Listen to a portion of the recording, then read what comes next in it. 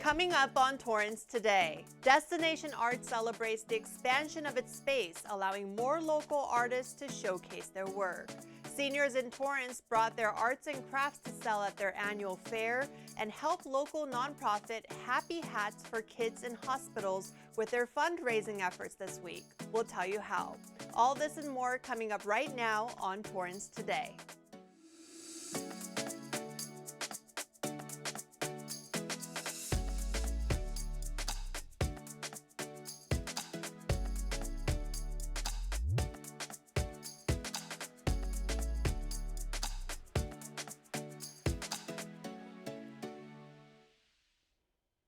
Welcome to Torrance Today. I'm Christine Lee. It's 4 p.m. on Monday, May 9th. I hope you had a restful weekend. Thank you so much for joining us. Here is our first story. A Torrance art gallery unveiled its grand expansion over the weekend with a ribbon-cutting ceremony, an open house, and a new art show reception. 1, 2, 3. Today we're celebrating the expansion of Destination Art, our own little art gallery and art colony here in downtown Torrance. There's just a lot going on here, and Destination Art, we want to be the go-to place for art in the South Bay, to enjoy art and to create art and to learn art. City Council members, the Torrance Cultural Arts Commission members, and other distinguished guests attended the celebratory event and took in this new atmosphere. Located at 1815 West 213th Street, Suite 135, Destination Art doubled its art space and now occupies the entire first floor, adding 5 new studios. The new exhibition, called On the Bright Side, features 65 works by 13 gallery artists. Destination Art first opened its doors in downtown Torrance in November 2014 and has helped elevate the presence of local artists ever since. The space also provides creative and collaborative exhibition and studio spaces and brings more awareness about the importance of art to the human spirit. Congratulations on your expansion and on your new exhibit. The 21st Annual Senior Arts and Crafts Fair came back this weekend. The seasoned arts and crafts enthusiasts brought their latest creations to the Ken Miller Recreation Center on Saturday for the public to admire and take home. This craft show allows me to share my talent and help me to make a little extra money on the side. Lots of community members stopped by to support our seniors and purchase one-of-a-kind gifts for Mother's Day, graduation, and Father's Day. They also enjoyed card making, packaged snacks, and music. Looks like it was a great turnout. It's National Nurses Week, a time to say thank you to our healthcare heroes, many of whom have been working around the clock, especially during the pandemic. According to the American Nurses Association, there are 4.3 million registered nurses in the country. They work in every aspect of healthcare and are crucial in improving our nation's health. To say thank you, Crocs brought back its Free Pair for Healthcare program for the 3rd year. It's partnering with Figs to give away 10,000 pairs of shoes and scrubs. Just go to crocs.com or wearfigs.com to learn more. Crocs donated close to 1 million pairs of shoes to healthcare workers globally since March 2020. Mrs. Fields has nurse-themed cookie gifts that people can gift their favorite nurses. Outback Steakhouse is celebrating nurses all year with a 10% discount off their entire checks, just excluding alcohol. This deal is also good for other first responders. Lululemon offers 15% off to nurses and other emergency personnel as well year-round. And Chipotle is giving away free burritos for an entire year to our healthcare heroes. Starting today, 2,000 medical professionals will be randomly selected for the free meals. Many more deals are available now. Just search Nurses Week Deals on your browser. And this week, there's an opportunity to pick up a meal and help a local nonprofit. Happy Hats for Kids in Hospitals is having a fundraiser with Chicken Dijon Rotisserie Grill.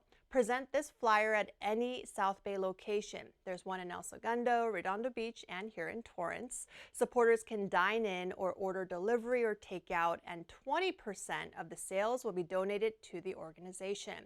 The nonprofit's mission is to uplift the spirits of hospitalized children who are fighting cancer, COVID-19, and other critical illnesses. Volunteers have made and donated more than 1 million creative, happy hats to children across the U.S. and beyond. For more information, you can visit happyhatsforkids.org. Torrance community members can honor the U.S. Armed Forces this year with a special video salute. The city is asking residents to record a video message of appreciation to our military members. The message can be to a specific person, division, branch, or all of the brave men and women serving our country. The messages will be featured here on City Cable as well as on the city's website and its social media platforms. Torrance is known for its rich history in honoring the men and women in the U.S. Armed Forces, and this year, due to the ongoing pandemic, the city will be postponing the 61st Annual Armed Forces Day Parade and celebration. Instead, the city will host a patriotic concert in the park on Saturday, May 21st at 2 p.m. at Wilson Park. The 2022 Hometown Heroes banners are also flying high along parts of Torrance Boulevard, Madrona Avenue, and Carson Street. To learn about the many ways community members can show their appreciation this year, including instructions on how to submit a video message, visit torranceca.gov/salute. Firehouse Jams LLC is recalling more than 3,800 pounds of thermally processed uncured bacon marmalade products that were produced without federal inspection.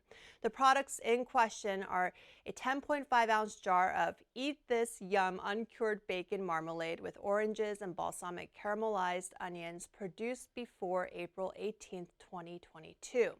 The establishment number on the product is EST 47682 and has a USDA mark of inspection.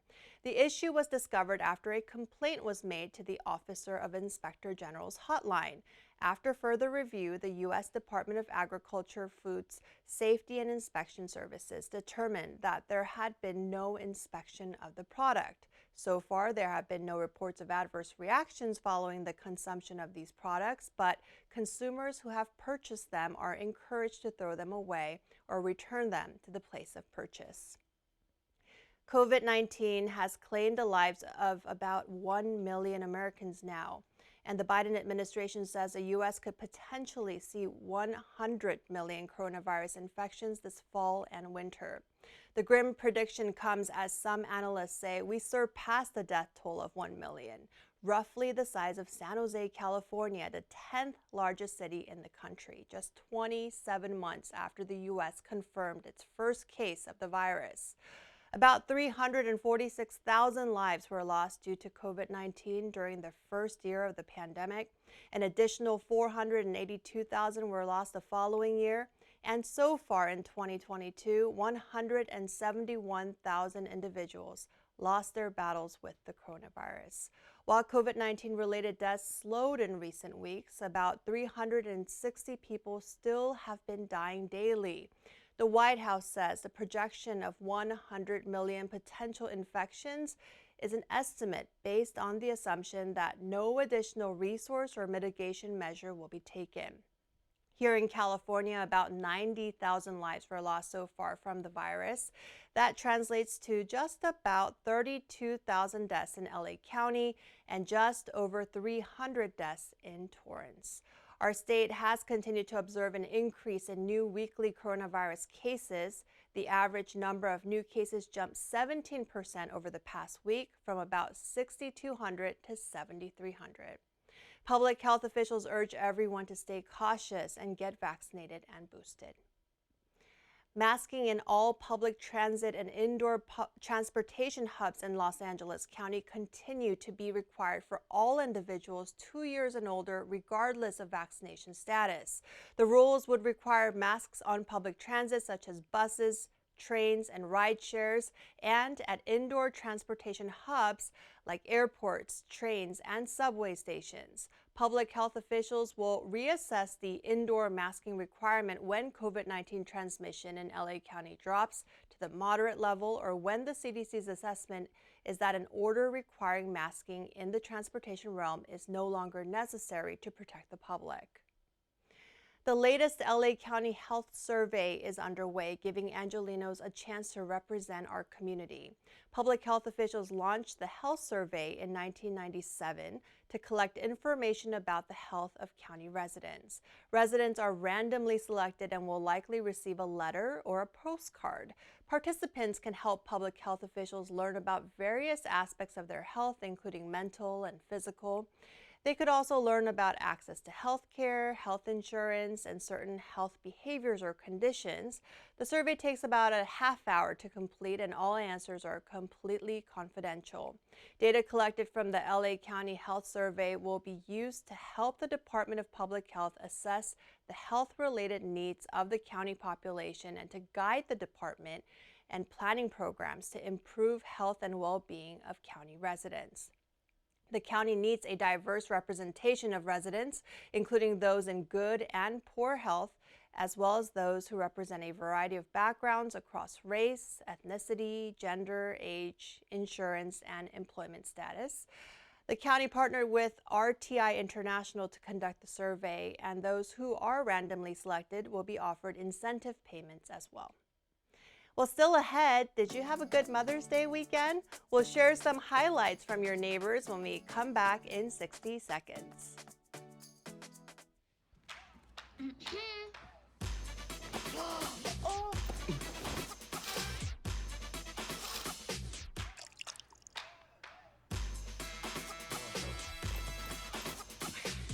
You're not gonna get it all right. Just make sure you nail the big stuff. Mama! Like making sure your kids are in the right seat for their age and size. Get it right at nhtsa.gov/the-right-seat.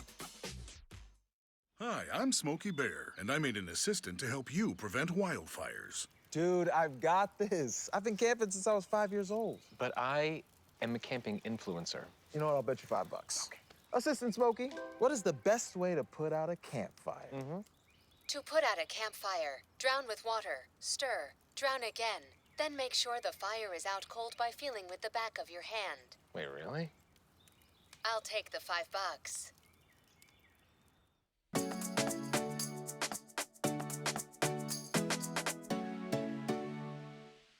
At the end of every episode of Torrance Today, we want to leave you with a positive story from our community that fits the theme for the day.